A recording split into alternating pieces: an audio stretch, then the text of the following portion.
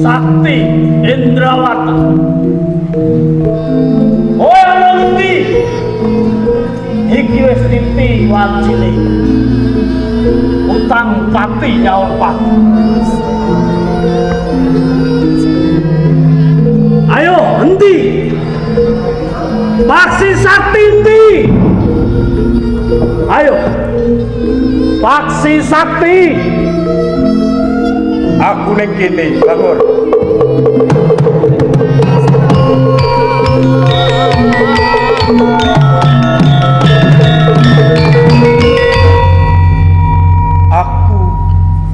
Aku netepi apa sing dadi penjalukmu, Bangor. Kowe kepengin ketemu aku. Kowe kepengin adu arep karo sesepuh paguron Elang Putih. Aku netepi jejering guru. Aku saiki ning ngarepmu, Bangor.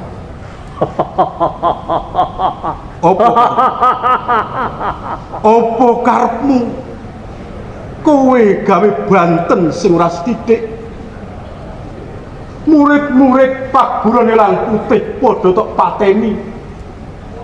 Wong-wong sing ora dosa ora luput padha ngemasi mergo pakartimu, Bangor.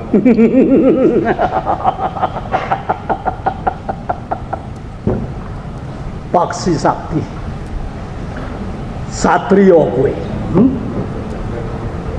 Yen nganti kaya ngene undu-unduane paguron Elang Putih, kabeh muridmu wis tumekeng mati.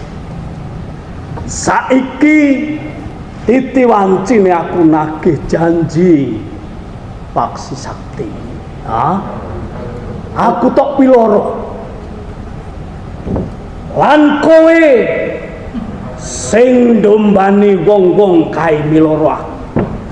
Nganti saiki aku wis cocok netra kaya mripatku dadi cacat. Gantine kowe, Bangor. Nek mestine Bangor. Nalika semono kowe padha dipiloro nganti mripatmu digawe cacat dening para siswa ing paguron Elang Putih lan wong-wong ing lembah Pangeran. Kudune kowe bisa mulat lan bisa mawas marang apa kang wis tok tindakake. Kowe seneng colong jupuk, kowe seneng rampok, kowe seneng begal, maling, kecu sak panunggalan. Apa kaya mengkono iki tok anggep ora gawe kapitulane liya? Nek saiki kowe gawe cacat, mripatmu wis ora weruh.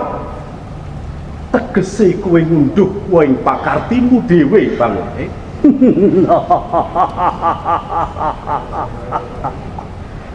Pancen dalane uripku kaya ngene.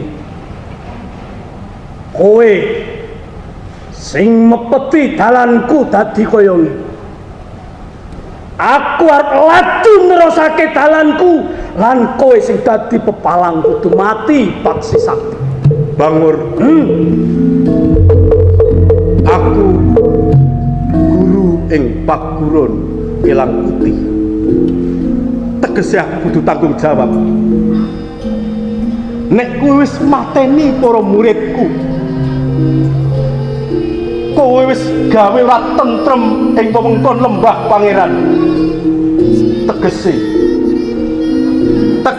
kowe wis ngidak ajining dirine wong-wong ing paguron Elang Putih munggah marang Paksi Sakti Indrawata.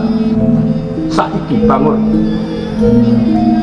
nek kowe nganggep aku duwe utang marang kowe, utangku bakal tak saur.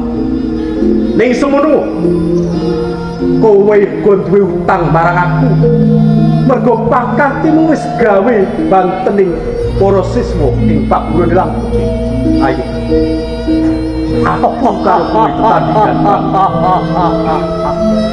Ing wektu dina iki wis ora guna kowe ngandhakake ajining diri.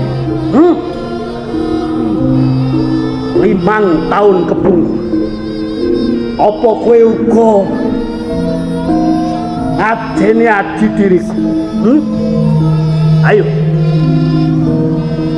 Ayo. Iki wis wektune kowe kudu encat nyawa.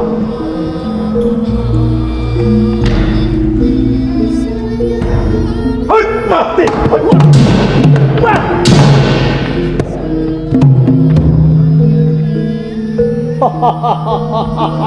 Limpat kowe paksi. Wah! Wah!